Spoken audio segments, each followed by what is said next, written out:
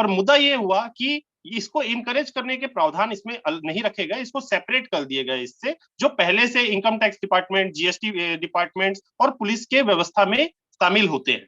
अब जो इसके अंदर में सबसे बड़ी प्रॉब्लम थी कि इसको क्यों राष्ट्रपति महोदय ने इसे क्यों इन्फोर्समेंट में नहीं लाया, क्यों इसको राजपत्र में प्रकाशित नहीं किया गया। तो डेफिनेटली मैं आपको एक जो सबसे शॉर्ट पॉइंट पर मैं आपको बताना चाहता हूं कि इसके लिए ब्यूरोक्रेसी, हमारी ब्यूरोक्रेसी और हमारे राजनीति से जुड़े हुए लोग ही इसकी वजह है। ये एक्ट बहुत पारदर्शी है, बहुत स्पष्ट है, और इसमें ना लाने का सबसे बड़ा कारण है इसके प्रोविजंस जो इस एक्ट में किए गए हैं।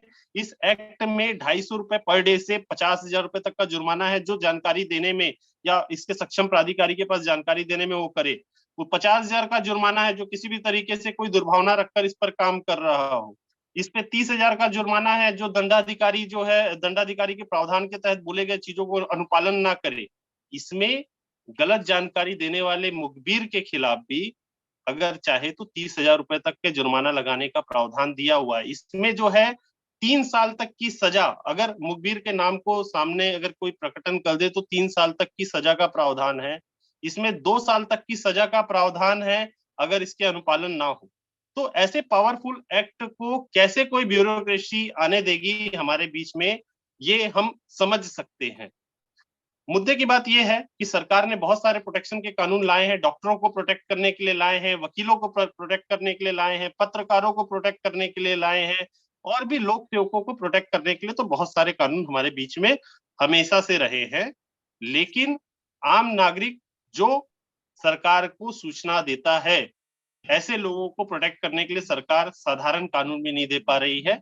यह हमारे लिए दुर्भाग्य का विषय है। और इसी टॉपिक को आगे बढ़ाते हुए मैं सौरभ जी को इनवाइट करूंगा कि वो हमारे RTI users, specially RTI users, मैंने एक्टिविस्ट वर्ड नहीं बोला, मैंने सभी आरटीआई लगाने वाले साथियों की बात की, सिक्योरिटी पर अपने विचार रखें। देवेंद्र जी, थोड़ा सा करना चाहूंगा, राष्ट्रपति ने एसेंट दे दिया है, केवल इसको नोटिफाई नहीं किया जा सकता है। मतलब है कि विथ इफेक्ट फ्रॉम की जो डेट है उसका गैजेट नोटिफिकेशन निकलता है, तो वो नोटिफिकेशन बाकी, मतलब राष्ट्रपति की मंजूरी मिल जाने के बाद भी ये अभी तक जो एनफोर्स नहीं हो पाया है। धन्यवाद। अगर राष्ट्रपति जी की साइन हो चुके हैं तो किसी सेक्रेटरी की जिम्मेदारी होती है कि वो जो है उसको राष्ट्रपति में प्रकाशित करे। तो ऐसा पॉसिबल भी नहीं है कि राष्ट्रपति ने साइन कर दिया और कोई सेक्रेटरी उसको राष्ट्रपति में प्रकाशन में ना ले, क्योंकि हमारी जानकारी के हिसाब से तो यही है कि राष्ट्रपति महोदय ने आज दिन तक उसे साइन नहीं किया। अच्छा, लेकिन इसको हम लोग थोड़ा और पता कर लेंगे भविष्य में। हाँ, ये एसेंट भी चुका है, लेकिन उसके बाद भी जो नोटिफिकेशन की प्रोसेस होती है कि कौन से तारीख से लागू होगा, तो ये विथ इफेक्ट फ्रॉम की जो डेट है वो गैजेट में नोटिफाई नहीं हो पाई है और इसलिए ये अभी तक लागू नहीं हो पाया। It has just become a paper tiger. धन्यवाद। सौरभ जी, आपका स्वागत है। प्लीज सौरभ जी, अगर आप सुन रहे हो। जी, मैं सुन रहा था। बहुत ही डिटेल्ड प्रेजेंटेशन था। थैंक यू वीरेंद्र जी, बहुत ही डिटेल्ड प्रेजेंटेशन था। मेरा ज्यादा इसमें राय तो नहीं है, लेकिन मुझे पता है, मैंने ट्विटर पे भी लिखा था कि आई थिंक बिहार से एक मेरे ही एज के एक आरटीआई यूजर जर्नलिस्ट थे, लोकल जर्नलिस्ट थे, और उन्होंने आरटीआई का इस्तेमाल करके मेडिकल माफिया के खिलाफ कुछ उन्होंने एविडेंस कलेक्ट किया था। उनका मर्डर हो गया। तो वो स्टोरी मुझे काफी बहुत ही एक टचिंग सी स्टोरी थी, क्योंकि वो मेरे एज के थे एंड मैं भी उनकी तरह काफी आरटीआईज लगाता हूँ, लेकिन उन्होंने ऑन ग्राउंड एक्चुअल करप्शन को उजागर करने का एफर्ट्स उन्होंने किया था एंड उनकी हत्या कर दी गई। तो ऐसे स्टोरीज आप देखेंगे आते रहते हैं। आई थिंक शिवानंद जी है यहाँ पे, वो भी एक तरह से लेजेंडरी इंसान है। इनके ऊपर भी काफी सारा मुझे जितना सुनने में आया कि प्रॉब्लम्स फेस करने पड़े आरटीआई लगा के। तो ऐसे बहुत सारे लोग हैं ग्राउंड लेवल पे जो काम करते हैं, असली करप्शन को उजागर करते हैं, उनके ऊपर खतरा बहुत रहता है। एंड ये विसल ब्लोअर्स प्रोटेक्शन एक्ट भले ही भी कमी है, ये फिर भी एक फ्रेमवर्क लाने का प्रयास था। अगर वो फ्रेमवर्क आ जाता तो उसमें इंप्रूवमेंट्स हो सकती थी ओवर द इयर्स, लेकिन वो आया नहीं है अभी तक, क्योंकि सरकार डरती है बहुत सारे लोग उसका यूज करने लगेंगे, उनका जान बचेगा, तो लोग डरेंगे नहीं और ज्यादा से ज्यादा फिर करप्शन उजागर होगा। एंड हर करप्शन में जितना भी कोई भी स्कीम ले लीजिए, ऊपर तक तो पहुंचता है, एंड जब ऊपर तक पहुंचता है तो उनको वो चाहिए नहीं। तो हमारे आरटीआई यूजर्स जो है उनके लिए मुझे लगता है कि एक सिविल सोसाइटी डिस्ट्रिक्ट लेवल पे अपने तरह साथियों को खोज के, 1 2 मेंबर का, 3 मेंबर, 4 मेंबर, 10 मेंबर का एक लाइक माइंडेड लोगों को ढूंढ के एक सपोर्ट सिस्टम के साथ काम करना, आई थिंक सेफ्टी और सिक्योरिटी के लिए इंपॉर्टेंट रहेगा। क्योंकि आपके अगर आप लोन वुल्फ होंगे, बोलते when the winter comes lone wolf dies but the pack survives, मतलब कि एक वुल्फ अगर करते रहेगा काम वो शायद सर्वाइव ना कर पाए। तो इंपॉर्टेंट होगा कि जो एक्चुअल बहुत ही क्रिटिकल मामलों में काम करते हैं मैटर्स में, वो अपने तरह लोग ढूंढे, उनको भी गठन करें, एक साथ नीति बनाएं कैसे क्या करना है, एंड एक दूसरे को सपोर्ट करिए। आई थिंक बहुत ही इंपॉर्टेंट एक आरटीआई मूवमेंट के लिए भी अच्छा है, क्योंकि डिस्ट्रिक्ट डिस्ट्रिक्ट में बन रहे हैं, लाइक माइंडेड लोग जुड़ रहे हैं, तो आरटीआई मूवमेंट के लिए भी अच्छा है, और एक तरह से अपनी सेफ्टी और सिक्योरिटी के लिए भी अच्छी बात होगी। बाकी लॉ एंड ऑर्डर तो मुझे लगता है स्टेट बाय स्टेट काफी डिफर करता है। अगर मैं पौंडीचेरी में आरटीआई फाइल करूं, क्या पता ज्यादा सेफ्टी मुझे वहां पे व्हेन कंपेयर्ड टू यूपी में फाइल करूं या बिहार में फाइल करूं मैं, तो वो भी देखना पड़ता है लॉ एंड ऑर्डर। लेकिन जब ऐसा एक एसोसिएशन बन जाता है लोगों का, 2 3 4 लोग 10 लोगों का, तो एक प्रेशर भी बन सकता है अधिकारियों के ऊपर, अथॉरिटीज के ऊपर, पुलिस के ऊपर, कि लॉ एंड ऑर्डर हमारे यूजर्स के लिए हरासमेंट केस कर रहे हैं वो थोड़ा सा सशक्त करें। थैंक यू सौरभ जी, आपने बहुत अच्छी गाइड की इसमें। लेकिन सरकार ने तो आम नागरिकों को, मतलब अगर हम बात कर रहे हैं आरटीआई यूजर्स की, that means citizen of India. RTI users कौन है? सिटीजन ऑफ इंडिया है, और इन लोगों को बिना तनख्वाह के सरहदों पर तो नहीं, लेकिन देश के अंदर लड़ने के लिए छोड़ दिया गया है। यहाँ पर जो हम लड़ रहे हैं, जिस तरीके से सरहद में जाने वाले जवान मरने के लिए जानकर जाते हैं कि उनको कभी भी अपने आप को मरना भी पड़ सकता है, अपने जीवन को दांव पे भी लगाना पड़ सकता है, उसी तरीके से हमको भी जीवन अपने दांव पर खुद लेकर अपनी जिम्मेदारी पर लड़ाई करती रहनी पड़ेगी। यही हमारे चलते हम सिक्योरिटी के लिए, जिस तरीके से सौरभ जी ने बोला कि हम वोटिंग करें, लेकिन हमें आ गया है कि हम अपने को संगठित करें, चीजों को डिसिप्लिन करें, हमारे नॉर्म्स को, ताकि सोशल मीडिया के जैसे जुड़े हुए लोग हैं इनको ऑन ग्राउंड मजबूती के साथ तरीके से, जब तक पॉसिबल नहीं है कि हम आरटीआई यूजर्स को सिक्योरिटी प्रोवाइड कर सके। बस सीधी सी बात है कि हम भ्रष्टाचार के अंधेरे में लड़ने वाले उस दिए की बाती की तरह जिसका जलता है, बस कितना उसमें तेल डाल के रख सकते हैं, कितना उसे मजबूत बना सकते हैं कि वो जलने में भ्रष्टाचार की जो है लड़ाई हमती के साथ चल। और बहुत धन्यवाद, बहुत अच्छा आपने सेशन को मॉडरेट किया। हम सौरभ जी काफी घंटे से यहाँ पे जुड़े रहे, बहुत बहुत धन्यवाद सौरभ जी। और आपकी अवस्था प्रति आप हमें अपनी बात रखी और अपने साथियों का मनोबल बढ़ाने के लिए आप यहाँ पर उपस्थित हो, और भविष्य में हम बिल्कुल आप तो सदैव संपर्क में हैं, और इसी तरह से हम लोग मिलकर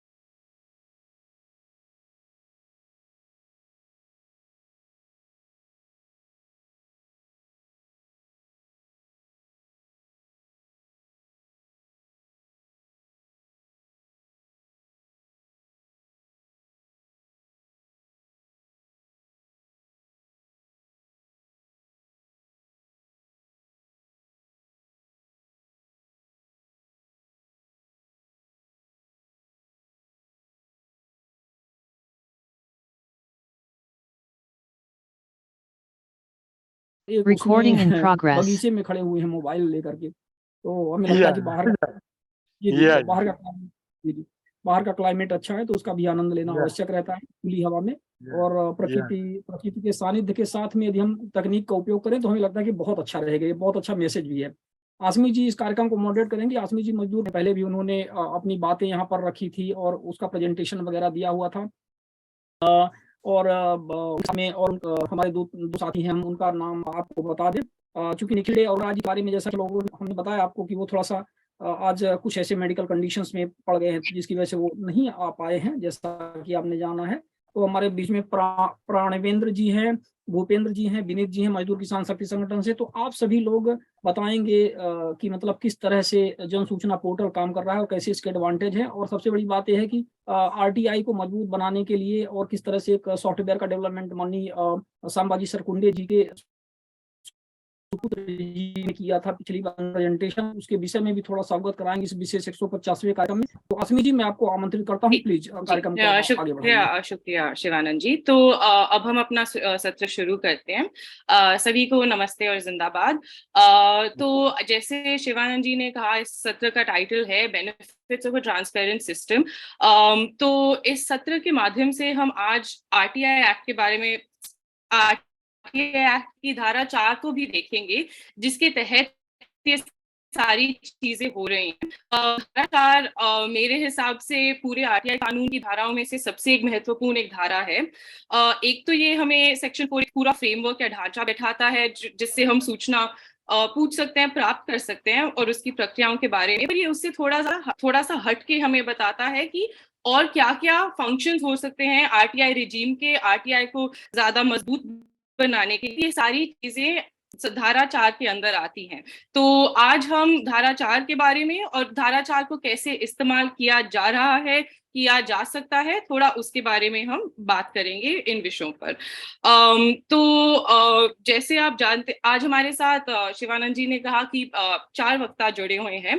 तो सबसे पहले मैं आमंत्रित करूंगी संभाजी सरकुंडे जी को, जो महाराष्ट्र के इंफॉर्मेशन कमिश्नर रह चुके हैं। संभाजी, अगर आप सुन पा रहे हैं तो आप हमें थोड़ा सा बता सकते हैं कि धारा 4 की प्रक्रियाओं को आरटीआई कानून में इंक्लूड करने के पीछे क्या उद्देश्य रहा है और हम धारा 4 को कैसे मजबूत बना सकते हैं? क्या क्या जैसे रोबस्ट ऑनलाइन आरटीआई पोर्टल्स हो सकते हैं या जन सूचना पोर्टल हो सकता है, और क्या क्या हम ऐसी चीजें इस्तेमाल करके आरटीआई को और मजबूत कर सकते हैं, और इसमें इंफॉर्मेशन कमिश्नर्स का क्या रोल रह सकता है? Surely, Asmi.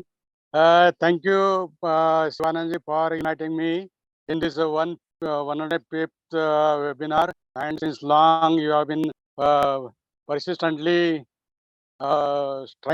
taking pain and trying efforts. And today, अस्मिता जी ने जो बताया कि सेक्शन 4(1) और 4(2) इसका क्या है कि ट्रांसपेरेंसी, उसके साथ और भी मैं section 5(1), 5(2), section 7(2), 19(6), section 19(7) and again section 25 and 26 मैं जुड़ाऊंगा इसके साथ कि ये सब तय करता है कि ट्रांसपेरेंसी कैसी बना रहे और RTI portal online RTI queries करने के लिए कैसा इस्तेमाल हो। तो जरूर ये बात अपन ध्यान में लगे। ये सेक्शन 4(1) जो है ये तो ऑफिस का प्रिपरेशन है, डिजिटाइजेशन करने के लिए प्रिपरेशन बनाने का है, और डिजिटाइजेशन का प्रिपरेशन बनाने के लिए और to the extent of admissible of funds and resources ऐसा एक्ट बताता है। लेकिन आज के दिन तो हमारी 1.5 ट्रिलियन इकोनॉमी, अभी 3 ट्रिलियन इकोनॉमी की और हम बढ़ रहे हैं, और अपना एनुअल फाइनेंशियल बजट भी साइज भी अपना बहुत बड़ा हो गया है। पहले कुछ 17 लाख करोड़ होता रहता, अभी 47 lakh crore budget all India का बना है। हमारे महाराष्ट्र की बात है तो कुछ 1000 में और कुछ 1.5 लाख में बजट होता था 10 साल पहले, 5 साल पहले। तो अभी तो 4 लाख करोड़ का बजट साइज है। तो अभी रिसोर्सेज की भी दिक्कत नहीं है, फंडिंग की कुछ दिक्कत नहीं, दिक्कत है सिर्फ हमारे तमन्ना की। हम चाहे तो कर सकते हैं, हम नहीं चाहे तो कुछ भी नहीं हो सकता, ऐसी बात है। तो सेक्शन 4(1) जो मैंडेट करता है कि हो तो subject to the resources and funding, you should make office digitize. और लेकिन आज तक हम तो उसकी तरफ नहीं बढ़ पाए, क्योंकि फंड देता है, हमारे यहाँ डिजिटाइजेशन के लिए मामूली फंडिंग लगेगा, वो भी नहीं देता। मैं 2 बरस मेरे खुद के 5 लाख रुपए खर्च कर मैंने मेरे ऑफिस का डिजिटाइजेशन बनाया था। आरटीआई कमिश्नर का स्टेट आरटीआई कमिश्नर मैं खुद मेरे पॉकेट से खर्च करा, वेब तैयार किया था।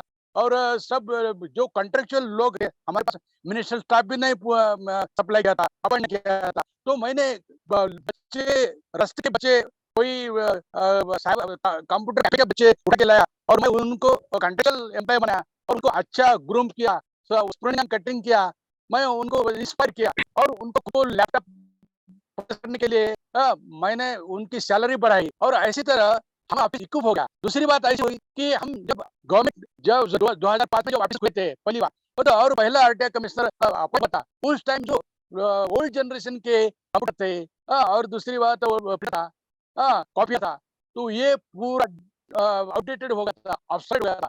तो मैंने एक शक्ल लड़ाई, मैं कलेक्टर और जिला परिषद के chief implementing officer CO, chief implementing officer को मैं ऐसा ही खत डाला कि भाई आप मुझे 2 कंप्यूटर दे दीजिए, एक प्रिंटर दीजिए और उसके बाद ही मैं कुछ काम कर पाऊंगा, अदरवाइज मेरा काम बहुत दिक्कत में है। तो I could procure more than my necessity number of computer and others we equip ourself. लेकिन गवर्नमेंट कुछ फंडिंग नहीं देती थी, नहीं दे रही और आज तक भी नहीं देती। और दूसरी बात है कि डिजिटाइजेशन के लिए कितना खर्च आता है, बहुत ही आसान बात है और उसमें से ट्रांसपेरेंसी आ जाती है। और गवर्नमेंट एक्ट का मैंडेट क्या है, तो ensuring transparency and accountability and ensuring public participation in the governance and thus we should make the informed citizenry। ये कितना पवित्र ऐसा ऑब्जेक्टिव है ये आरटीआई का, तो इसके तरफ कुछ ख्याल नहीं देती गवर्नमेंट। ऐसा मेरा तो डायरेक्ट क्लियर है। मैं 4.5 बरस मुझे टाइम मिला 5 बरस का, क्योंकि मैं 2016 में मैं रिटायर हुआ था टाइम्स के आईएएस ऑफिसर करके, और उसके बाद मुझे 4.5 बरस टाइम मिला। तो उस टाइम में हमने बहुत सारा एक्सप्लोर करने की कोशिश की, ट्रांसपेरेंसी आ सकती है आरटीआई पॉलिटिकल में और ट्रांसपेरेंसी और बताऊंगा मैं, क्योंकि सेक्शन 25 क्या बता है, section 25 reporting of the RTI administration at the end of completion of December and अब ये कंसर्न। तो ये रिपोर्ट मेरे ख्याल से बहुत सारे का होता नहीं है, 2-3 बरस रिपोर्ट होता नहीं है। हमारे यहाँ खुद 6 महीने पहले बरस का रिपोर्ट मैंने 6 महीने लिया था, दूसरे बरस के रिपोर्ट भी मैं ज्यादा इंप्रूव नहीं किया। लेकिन जब मैं डिजिटाइज किया तो बहुत ही आसान हो गया। मैं तो बोलूंगा कि मेरा दावा है कि ये ट्रांसपेरेंसी का इंटीग्रल पार्ट है डिजिटाइजेशन, और ये डिजिटाइजेशन किया आपने तो report at the end of calendar year, that is 31st of December, we can very well make the submission report in the midnight itself। इतना prompt and quick and specific वो reporting हो सकता है कि जो मैन्युअली में 6 महीने भी रिपोर्ट नहीं बना पाते। तो ये आसान तरीका सिर्फ डिजिटाइजेशन दिखाया और उसमें उससे ट्रांसपेरेंसी आ जाती है। अभी 25 का मैंडेट फॉलो नहीं होता, ऐसा मैंने कहा। 25 का मैंडेट क्या है, तो देखो central information commission and state information commission, all India private, तो इनके अंडर कितने सारे पब्लिक ऑफिसेस होंगे, public offices. I think from the ground level, rural level up to Delhi ministry department, central ministry, बोले रोज में अपने ऑफिस से जा सकते हैं नंबर, और वो उनका पूरा काउंटिंग होने का, उनके तौर पर इंफॉर्मेशन क्वेरीज कितने मिले, कितने इंफॉर्मेशन दे दी, कितने इंफॉर्मेशन रिजेक्ट किया, इनके कितने इंफॉर्मेशन क्वेरीज में फर्स्ट अपील हुआ, सेकंड हुआ, कितने पनिशमेंट हुए, कितने पेनल्टी दी, कितने इंक्वायरी किए, कितने रिकमेंडेशन किया, ये एनुअल रिपोर्ट में होना जरूरी है। और ये क्यों नहीं बनता, क्योंकि अभी सुपरफिशियल रिपोर्ट बनते लोग सब, मैंने भी बनाया सुपरफिशियल। क्यों? क्योंकि डिजिटाइजेशन के लैकिंग से हम ये एक्यूरेसी नहीं इंश्योर कर पाते, करके फिर गलत रिपोर्ट बनाते, और कुछ भी अपने एक हमारे आपके साथ बेस है आरटीआई कमीशन के, तो वो भी खुद तक नहीं बनाता, क्योंकि ऐसी कोई सिस्टम है नहीं, क्योंकि ऐसा कुछ भी कनेक्टिविटी है नहीं, है ऑलरेडी सब बातें है, ये जो जगह जगह जो जाता है जगह जगह, बाकी सब। अभी कितने मैं अभी रूरल में हूँ और भाई ये ये शिवानंद जी ने बताया कि आप कहीं निसर्ग में नेचर में बैठे हुए बात करेंगे आज हमसे, तो रियली मैं यहाँ से 500 किलोमीटर गोंदिया जो गोंदिया डिस्ट्रिक्ट है छत्तीसगढ़ के बॉर्डर पे, वहां तक मैं यहाँ से वर्चुअल हेयरिंग लिया है, यहाँ बैठ के मैं वर्चुअल हेयरिंग लिया वो फर्स्ट एंड सेकंड लॉकडाउन में। तो हम तो ये ट्रांसपेरेंसी का बहुत हम पीछा करते थे, और आज भी मुझे लगा कि बहुत आसान है, बहुत ही 8-10 लाख रुपए में वो सब आरटीआई कमीशन पूरा फुल गिव होता है। और यहाँ पे तो हमने पहले अभी डिजिटेशन के लिए प्रोविजन किया है, डिजिटेशन पॉलिसी हर स्टेट की बनी हुई है, और वहाँ पे डीओपी से भी फंड्स आते हैं। डीओपीटी बोलते हैं कि ये ट्रांसपेरेंसी लाने के लिए जो डिजिटेशन है उसका कौन कौन इस्तेमाल कर रहा है और कौन से बेस्ट प्रैक्टिस है, कौन से इनोवेटिव प्रैक्टिस है, वो क्या कर रहे हैं, तो वो उनका प्रेजेंटेशन के उनको अवार्ड देते हैं, लेकिन कुछ नहीं पाते। कमीशन इनकम टैक्स डिपार्टमेंट बोलो या कस्टम डिपार्टमेंट बोलो या बाकी रेवेन्यू डिपार्टमेंट बोलो, गवर्नमेंट ऑफ इंडिया के बोलो, स्टेट के बोलो, ट्रांसपोर्ट डिपार्टमेंट बोलो, यहाँ पे बहुत सारा रेवेन्यू कलेक्ट करने के लिए बाकी सब डिजिटेशन है। तो बिल्कुल ऑनलाइन कहीं भी गाड़ी चालन किया आरटीओ ऑफिस ने, तो वहाँ के वहाँ लास्ट पेंडिंग ड्यूज अभी का फाइन पूरा करो, जब तक पूरा नहीं करेंगे तो हमें नहीं छोड़ेंगे, इतना इंश्योर करते हो। लेकिन हम स्टेप मर्ली बिहेवियर और ट्रीटमेंट ये आरटीआई के बारे में होते हैं, और ये मेरे ख्याल से बहुत आसान है, अपन बिल्कुल आसान से, लेकिन अपने एडमिनिस्ट्रेशन में बनी हुए जो ब्यूरोक्रेट्स हैं, हमारे रिश्ते वाले तो आईएएस ऑफिसर जो है वो इसके तरफ ख्याल नहीं देते, और करके ट्रांसपेरेंसी के लिए बहुत दिक्कत आती है। ट्रांसपेरेंसी होगी तो एक्यूरेसी आएगी, अकाउंटेबिलिटी आएगी, और अकाउंटेबिलिटी आने के बाद जो कुछ फ्रॉड हो रहे हैं वो फ्रॉड नहीं होने। मैं सर्च किया गूगल पे, तो बहुत तो ऐसे फ्रॉड पोस्ट इंडिया में हमें ईरा में करीबन 500 बड़े फ्रॉड स्कैंडल दिखाई दे। अभी आपने सुना होगा न्यूज में कि कोंकण में हमारे ऑयल रिफाइनरी आ रही, वो $1 billion की कॉस्ट की ऑयल आ रही वहाँ पे, और वहाँ पे एंटीसिपेशन में ब्यूरोक्रेसी से क्लू लेके बहुत सारे लोगों ने वहाँ पे लैंड परचेस किया है। hundreds of acres land has been purchased there, and who are the purchasing people? Who are the purchasers? Those are babus, politicians, and all that. And from where? From UP, from Jammu and Kashmir, from Chhattisgarh, from Gujarat, from MP.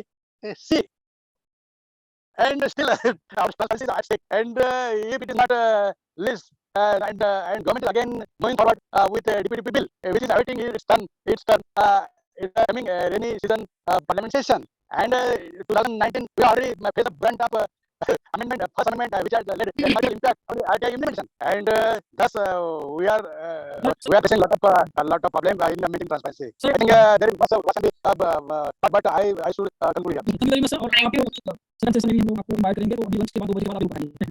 Okay, thank you Sharma ji. तो आपने जो बताया कि एक तो लाखों political bill है government का आरटीआई को ठीक से इंप्लीमेंट करने का, कोई पैसे नहीं दे रहे, वो करना ही नहीं चाह रहे, और जो भी जानकारी अगर हम सेक्शन 4 को ठीक से इंप्लीमेंट करें तो जो भी मेजॉरिटी ऑफ जानकारी जो हम मांगते हैं वो हमें मांगने की जरूरत ही नहीं पड़ेगी, अगर वो पब्लिक प्रोएक्टिवली डिस्क्लोज रहे। तो आपने एक एग्जांपल बताया कि महाराष्ट्र में क्या हो रहा है जब गवर्नमेंट आपके साथ काम करने को तैयार नहीं है और वो रेजिस्ट कर रहे हैं, पर राजस्थान का अनुभव थोड़ा सा अलग रहा है पिछले कुछ सालों में। और अब हम सुनेंगे मेरे साथियों से, विनीत और नरेंद्र से। सबसे पहले मैं विनीत को आमंत्रित करना चाहूंगी जो एमकेएसएस के साथ काम करते हैं। उनका काम आरटीआई, अकाउंटेबिलिटी, गवर्नेंस ऐसे विषयों पर रहा है, और जब जनसूचना पोर्टल, पहले भी हमने इस फोरम में बात की है उसकी, जब जनसूचना पोर्टल बन रहा था तो तब से वो उस प्रक्रिया का वो हिस्सा रहे हैं। तो विनीत, अगर आप सुन पा रहे हैं और जुड़े हुए हैं, आप हमें थोड़ा सा बता सकते हैं कि ये प्रक्रिया हुई और सेक्शन 4 को कैसे गवर्नमेंट इस्तेमाल करके कुछ जनसूचना पोर्टल जैसी चीजें भी बना सकती हैं, और प्रोएक्टिव डिस्क्लोजर्स कैसे किए जाते हैं सूचना पोर्टल पे। शुक्रिया नैन्सी, और सभी को शुक्रिया ये मौका देने के लिए। मेरी आवाज आ रही है? जी, शुक्रिया। तो मैं थोड़ा सा स्क्रीन शेयर करके बात करना चाहूँगा। इनफैक्ट मैं जन सूचना पोर्टल को खोल के बात करूँगा। तो जन सूचना, जब हम कुछ शिकायतें हमारे पास आई और हमने उन शिकायतों को देखना शुरू किया, तो हमने पाया कि काफी शिकायतें इस कारण से है क्योंकि सही जानकारी उपलब्ध नहीं है, या फिर जो पब्लिक डोमेन में जानकारी है वो या तो सफिशिएंट नहीं है उस समस्या के समाधान के लिए, या फिर कुछ जानकारियों में हमने ऐसा भी पाया कि पब्लिक डोमेन में कुछ और है और बैकएंड में कुछ और है, कुछ जगह ऐसा भी हमें देखने को मिला। तो एक समाज शुरू हुआ 2017 में राजस्थान सरकार के साथ, जिसमें सिविल सोसाइटी का एक ग्रुप बना जिसको डिजिटल लाइन ऑफ टीम बोलते हैं, और उन्होंने राजस्थान सरकार से मिलना शुरू किया। समय शुरू में संवाद थोड़ा मुश्किल था क्योंकि वो समझ नहीं पाए थे हम कौन है, कहाँ से आए, क्या चाहते हैं, लेकिन समय के साथ वो एक संबंध बना, एक आपस में एक ट्रस्ट बना, और उसी से एक आइडिया निकला। पहले हमने शुरुआत की थी अलग-अलग वेबसाइट से कि हम अलग-अलग वेबसाइट्स पे जाएं और देखें क्या सूचनाएं हमें जरूरत पड़ती है, जो लोगों से मिलते हैं, उनकी शिकायतें लेते हैं या उन्हें किस सूचना की जरूरत है, और उसी को लेकर हम ऐसी कुछ जानकारियां हमने शुरुआत की जो सबसे ज्यादा जिससे लोग एक्टिव थे, जैसे पेंशन है या राशन है, और डिजिटाइजेशन भी चल रहा था, तो धीरे-धीरे सूचनाएं भी डिजिटाइज हो रही थी। तो लेकिन एक मुश्किल हमें दिखी कि इतने सारे विभाग हैं, इतनी सारी वेबसाइट है, तो क्या एक आसान जरिया हो सकता है जिससे कोई भी कहीं भी जाकर आसान तरीके से उसे देख पाए, और उसी से सूचना पोर्टल का ये पूरा आइडिया निकला कि आप धारा 4 का जो क्रियान्वयन है वो आप किस तरीके से एक आसान तरीके से जनता तक पहुंचा सकते हैं। और क्योंकि डिजिटाइजेशन साथ साथ हो रहा था या हो चुका था, तो इन सब सूचनाओं को लाना भी आसान रहा। कुछ विभागों में दिखने में ऐसा नहीं था कि, और आज वो दिखते हैं, खासतौर पे जहाँ केंद्र सरकार की सूचनाएं हमें लेनी है उसमें कुछ दिक्कतें आ रही हैं, तो एपीआई हमें नहीं पा रही, लेकिन राज्य सरकार के पास सूचनाएं थी, उन विभागों से डीओआईटी ने लिया, और रियल टाइम जब सूचना पोर्टल में सूचनाएं हैं ये सब रियल टाइम है, और आप देख सकते हैं कि 115 विभागों की सूचना इस पे उपलब्ध है। और एक बड़ी संख्या है, विजिटर संख्या अगर आज की तारीख में आप देखेंगे जन सूचना पोर्टल की, तो करीबन 13 करोड़ लोग इसको विजिटर देख चुके हैं और करीबन 21 करोड़ सूचनाएं डाउनलोड हो चुकी है। तो आप देख सकते हैं कि आरटीआई का काफी भार इस पोर्टल के